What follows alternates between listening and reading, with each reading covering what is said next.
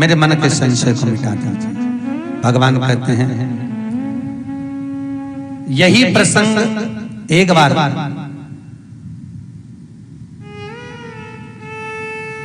भगवान शिव कैलाश पर विराजमान थे।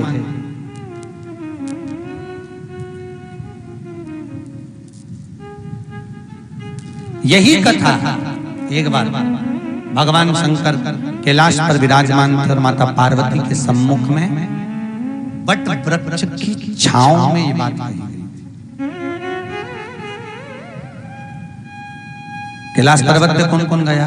कैलाश के दर्शन करने कोई गए हो आपके यहाँ से मैटौर से? कैलाश पर्वत के ऊपर एक वृक्ष है।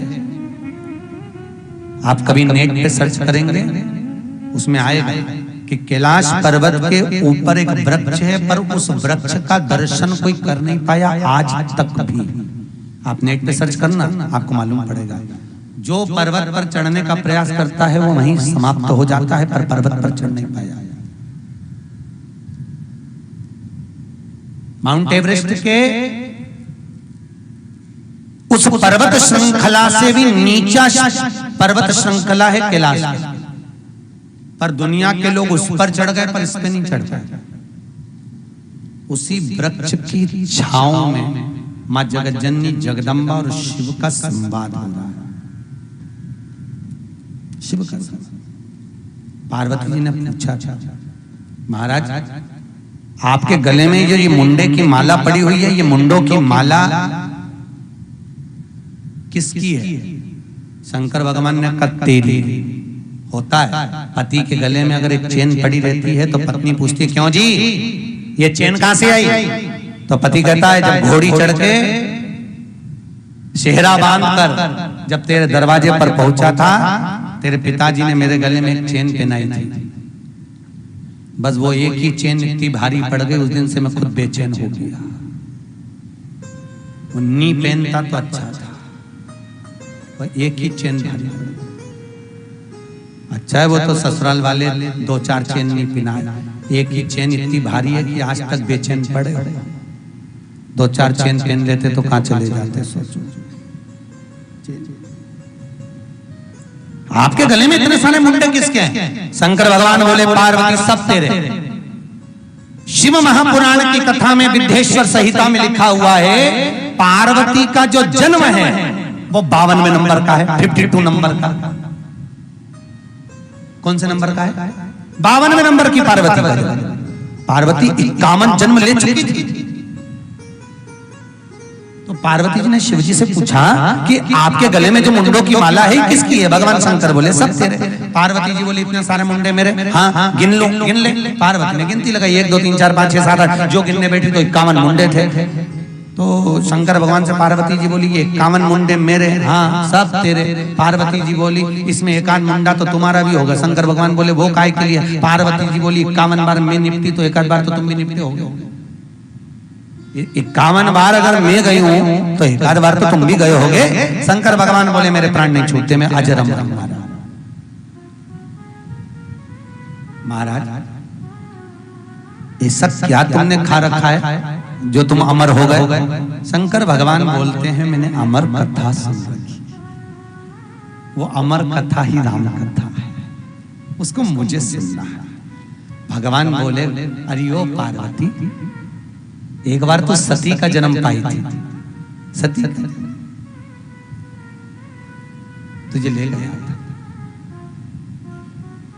एक बार त्रेता जुग माही, एक बार त्रेता जुग माही, एक बार त्रेता जुग माही, एक बार त्रेता जुग माही। शंभु गए कुंभज ऋषि पाही, शंभु गए कुंभज ऋषि पाही। श्री राम जय राम जय जय राम, श्री राम जय राम जय जय राम। ओ श्री राम जय राम जय जय राम, श्री राम जय राम जय जय राम। एक बार त्रेता जुग का समय पर आनंद में सुख रख कर मुझे तुझे सती कुंभज बाबा के आश्रम में अगस्त ऋषि के आश्रम में लेकर गया।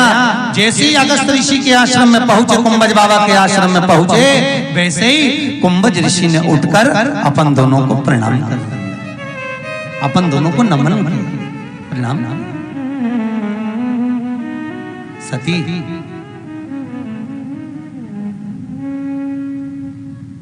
तेरे मन में आया जब ये कथा वाचने वाला हमको प्रणाम कर रहा है तो कथा क्या सुनाएगा? कथा क्या सुनाएगा? कथा वाचने वाला कथा सुनने वाले को प्रणाम करता है। एक नियम, हम यहाँ पर आए या कोई भी वक्ता आपके यहाँ जो कथा करने आए होंगे उनका नियम है, पोथी को प्रणाम करेंगे, व्यासपीठ को नमन करेंगे, आपके हाथ जोड़ेंगे, आपको प्रणाम करेंगे। क्यों? कथा वाचने वाला कथा सुनने वाले को प्रणाम करता है। कुंभज बाबा ने, अगस्त बाबा ने सती मैया को, शिव को प्रणाम करा, क्योंकि वाचने वाले से बड़ा होता है सुनने वाला। बड़ा कौन है? बोलो जम के बोलो। सुनने वाला। सुनने वाला इसलिए बड़ा होता है क्योंकि सुनने वाला जमीन पर बैठता है। जो जमीन पर बैठता है उसको लोग जमींदार कहते हैं। तुम सब कौन हो? अरे बोलो तो जमींदार। तुम लोगों के पास में जमीन है, तुम जमींदार। खूब जमीन तो जमींदार।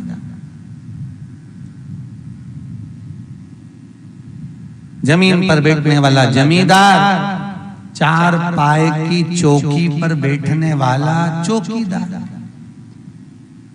अब कथा सुनने वाला जमींदार है, कथा वाचने वाला चौकीदार। अब जमींदार बड़ा कि चौकीदार बड़ा? जमींदार बड़ा होता है, इसलिए जमींदार की मर्जी, बैठा तो बैठा, नहीं तो उठ के चल दिया। रिटर्न बढ़ाइए। जमींदार की मर्जी, कभी पांव लंबे कर ले, कभी हाथ लंबे कर ले। कई कई जमींदार तो इतने होशियार रहते हैं, जेब में से निकाल के मल भी लेते हैं कथा। और कई कई जमींदार मलते मलते भजन में फटकी भी दे ले। और जैसे ही महाराज जी बोले हा रहा, वो तो जमींदार का मन होता है, वो तो जो कर सके। दिक्कत तो बेचारे चौकीदार की है। एक बार हाथ जोड़ के जो चढ़ के बैठा, जब तक 3 घंटा पूरा नहीं हो जाए तो हिल नहीं सकता। जमींदार का तो मन बैठा तो बेटा, नहीं तो उठ के चले गया, पानी पीने चले गए, यहाँ घूम आए, वहां घूम आए। बेचारा चौकीदार तो जैसा बैठा बैठे। और जमींदार बड़ा, चौकीदार, जमींदार बड़ा, चौकीदार तो चौकीदार। राष्ट्र के 2 चौकीदार हैं। एक भारत की बॉर्डर पर खड़े हैं हथगोले बंदूकें लेकर, वो भारत की भूमि की रक्षा कर रहे हैं। एक भारत के चौकीदार, भारत के संत महात्मा कथाकार, जिनके हाथ में हथगोले बंदूक नहीं, भागवत रामायण जैसे ग्रंथ हैं, वो भारत की भूमि की रक्षा कर रहे हैं। और भारत के कथाकार, संत महात्मा भारत की सभ्यता और संस्कृति की रक्षा कर रहे हैं। ये भी चौकी। तो महाराज कुंभज बाबा के चरणों में शिव और सती बैठ गए, कथा चालू हो गई। कथा चालू। कथा में मन तो लगना चाहिए ना, बैठने से क्या होता है? बैठने को तो कोई भी बैठ जाए। शंकर जी तो महाराज यहाँ पर शास्त्र कह रहा है कि राम कथा मुनि बरज बखानी, राम कथा मुनि बरज बखानी, ओ राम कथा मुनि बरज बखानी, राम कथा मुनि बरज बखानी। ओ सुनी महेश परम सुख मानी, सुनी महेश परम सुख मानी, ओ सुनी महेश परम सुख मानी, सुनी महेश परम सुख मानी। ओ श्री राम जय राम जय जय राम, श्री राम जय राम जय जय राम, ओ श्री राम जय राम जय जय राम, श्री राम जय राम जय जय राम। महाराज राम कथा को मुनि ने बखान तो दिया, कह तो दिया, कथा चल भी, बचने भी लगे, पर सुख किसको मिला? कथा किसने सुनी? तो कहा सुनी महेश परम सुख मानी। ये नहीं लिखा कि सती और शिव सुख मानी। किसको सुख मिला है? महेश को शंकर भगवान। सती का मन नहीं लगा। सती का मन इसलिए नहीं लग रहा क्योंकि सती का मन चला इसलिए गया क्योंकि सती के मन में ये आ गया कि ये हमारे हाथ जोड़ने वाला कथा सुनाएगा। अहंकार समा गया। अभिमान, मन नहीं लगा। कई लोगों को बड़ा अभिमान रहता है, मैं जब हम कथा सुनने आए तो हमारा नाम आना चाहिए, हमको बुलाया जाए, हमारा आदर करा जाए, हम आगे बैठे, हम पीछे बैठे, हम साथ बैठे, सब मन में अभिमान समाहित हो जाता है। मेरा निवेदन है, राम कथा सुनने जा रहे हो तो घर पर अभिमान को रख कर आना, मैं और मेरे को घर छोड़कर आना कि मुझे कोई पूछे। राम कथा में तो ऐसे जाकर बैठना जैसे हनुमान जी जाकर बैठते हैं। कहाँ बैठते हैं, कैसे बैठते हैं, किसी को नहीं मालूम। बस राम कथा में मेरी अभिमतता को त्याग कर कथा में जाकर बैठ जा। मैं कौन हूं नहीं मालूम होना चाहिए, मैं क्या हूं मालूम नहीं होना चाहिए, मैं कौन हूं ये भी नहीं लगना चाहिए।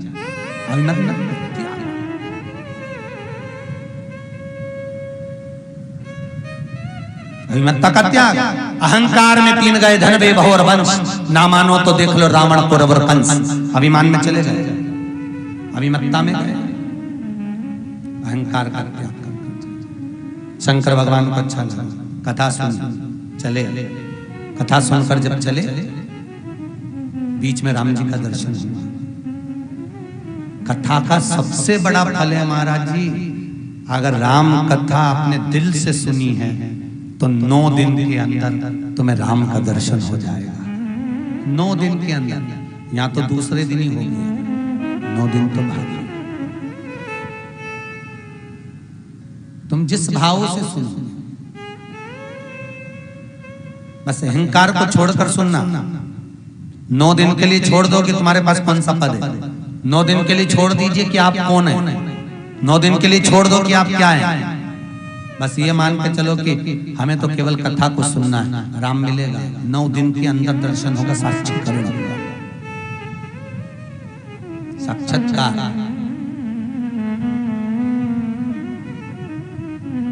साक्षात्कार सहज नहीं है। इस भूमि पर राम जी महाराज कि जिस भूमि पर कथा होती है उस भूमि पर स्वयं हनुमान जी महाराज, संत महात्मा, जोगी, सन्यासी, तपस्वी, साधक आकर बैठ जाते हैं कथा सुनने के लिए। जब यहाँ से जाते हो, उठते हो, रज तुम्हारे शरीर में लगकर जब जाती है तो घर के लोगों का भी कल्याण हो जाता है। सहज है।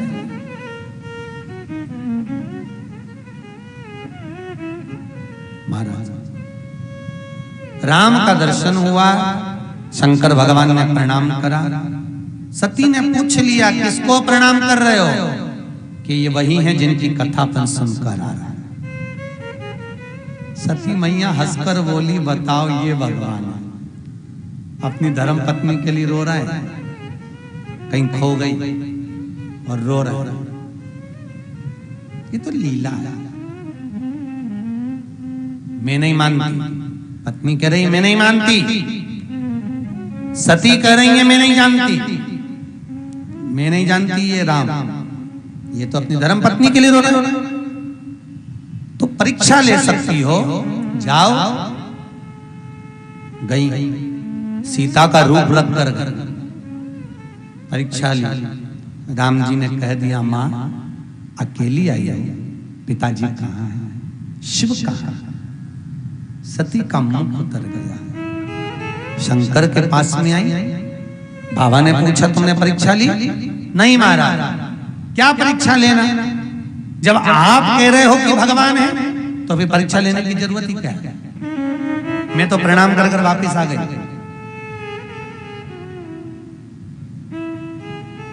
बहुत झूठ बोलती है माताएं कई बार।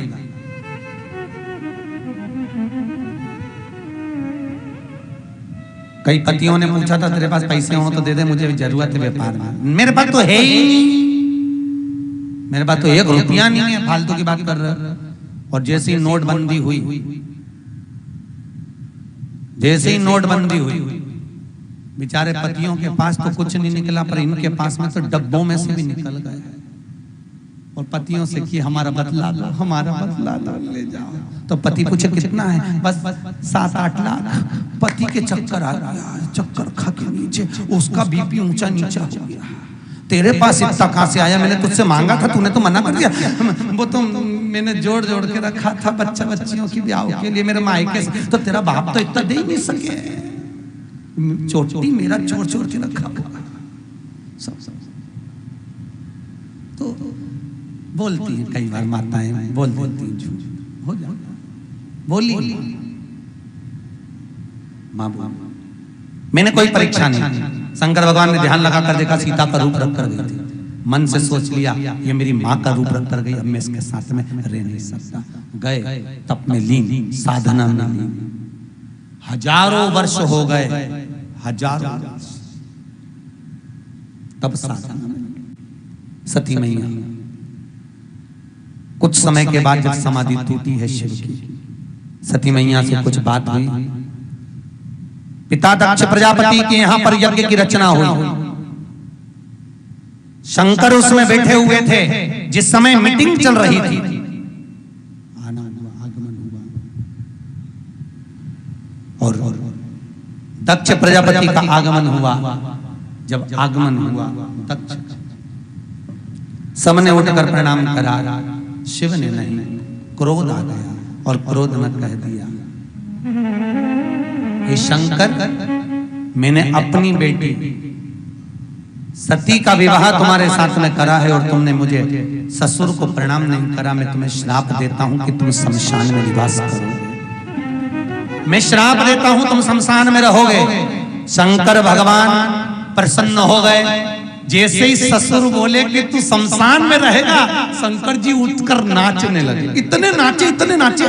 तो किसी ने पूछा भोलेनाथ तुम्हें श्राप मिला है शमशान में रहने का और तुम नाच रहे हो? शंकर भगवान बोले मेरे ससुर जैसा दुनिया में किसी का ससुर नहीं होगा, मेरा कितना भला सोचा, मुझे प्लाट भी दिलवाया, तो ऐसी जगह दिलवाया जहां पर कोई कब्जा ही नहीं करेगा, ऐसी जगह प्लाट कहां पर दिलाया? अरे बोलो तो शमशान। शंकर भगवान